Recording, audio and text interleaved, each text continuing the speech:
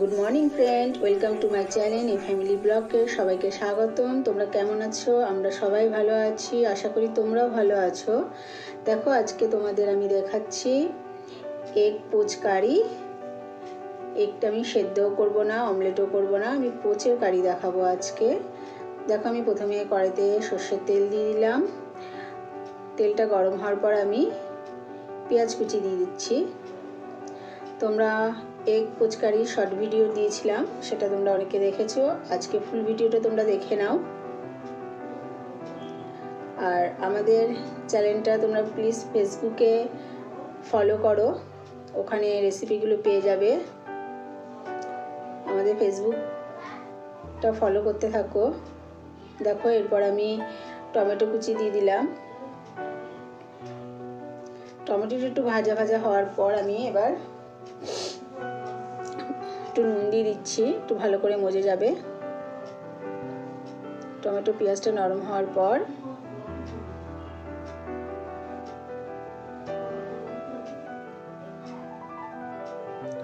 এবার আমি আদা রসুন পেস্টটাও দিয়ে দিলাম।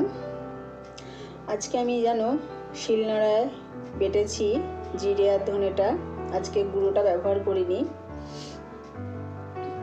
জিরে আর ধনে আমি বেটে দিয়েছি শিলনোড়াতে।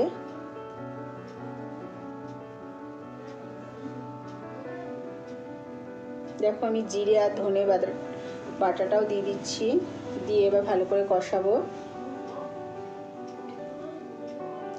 আমাদের চ্যানেলটা যদি তোমাদের ভালো লেগে থাকে, এটা সাবস্ক্রাইব করে দিও।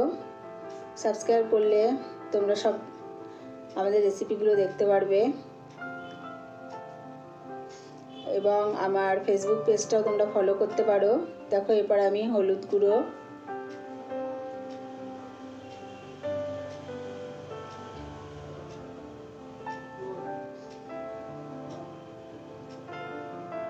আর আমার আজকের রেসিপিটা যদি তোমাদের ভালো লাগে, অবশ্যই একটা লাইক, শেয়ার আর কমেন্টে জানিও। দেখো, আমি একটু লঙ্কার গুঁড়ো দিয়ে দিচ্ছি, খুব সামান্য দেব, বেশি দিচ্ছি না।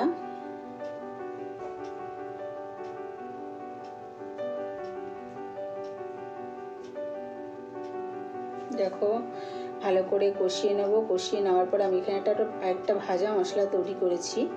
একটু জিরে, ধনে আর মৌরি, ছোটো এলাচ, বড় এলাচ, লবঙ্গ, দারচিনি আর একটু গোলমরিচ দিয়ে আমি একটা ভাজা মশলা তৈরি করেছি। সামান্য একটু ভাজা মশলা দিয়ে দিয়েছি। দেখো, তেল ছেড়ে এসছে, ভালো করে আমি কষালাম। কষানোর পর দেখো তেল ছেড়ে এসছে। এবার আমি কটা চেরা কাঁচা লঙ্কা দিয়ে দিলাম। তোমরা ঝাল যেরকম খাও সেই অনুযায়ী ঝাল দিও। দেখো, কালারটা কত সুন্দর হয়ে গেছে, দেখতেই পাচ্ছ। খেতে খুব টেস্টি হয়। আমরা তো এগের কারি খাই, এগ পোচ কারিটা খেয়ে দেখো তোমরা। দেখো, এবার জল দিয়ে দিলাম। জল দেওয়ার পর এটা ভালো করে ফুটবে। এখন কিন্তু ডিমটা দেবে না।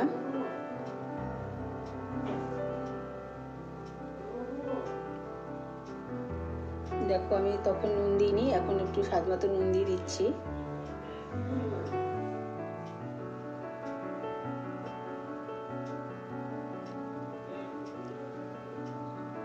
এরপরও আমার আরও অনেক নতুন নতুন রেসিপি আসছে, তোমরা আমাদের চ্যানেলটা ফলো করতে থাকো।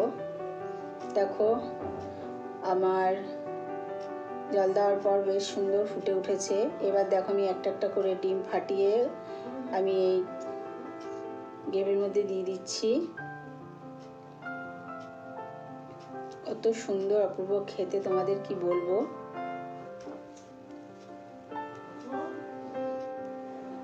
দেখো, ডিমটা সুন্দর একটা একটা করে ছাড়ার পর খুব বেশি আমি এটার মধ্যে ঝোল রাখবো না, একটু টানিয়ে নেবো। দেখো, এবার একটা বাটিতে ভেঙে নিয়েছি।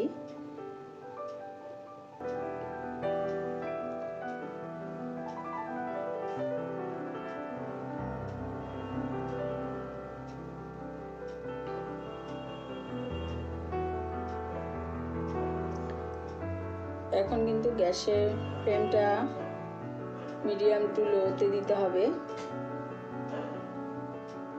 দেখো হয়ে এসছে আমার এগ পোচ কারি, দেখতে কত সুন্দর লাগছে। শেষে আমি ওপর থেকে একটু ধনেপাতা কুচি ছড়িয়ে দিলাম। আমার রেডি এগ পোচ কারি। তোমাদের কেমন লাগলো অবশ্যই আমাদের কমেন্টে জানাবে, আর অবশ্যই তোমরা করে খাবে। দেখো রেডি অ্যান্ড সার্ভ আমার এগ পোচ কারি। আর তোমাদের সাথে আমার আবার পরের ব্লগে অনেক নতুন নতুন রেসিপি নিয়ে আমি আসছি। দেখতে থাকো, তোমরা চোখ রাখো। আর আমাদের ভিডিওটা ভালো লাগলে অবশ্যই একটা লাইক, শেয়ার আর কমেন্টে জানিও।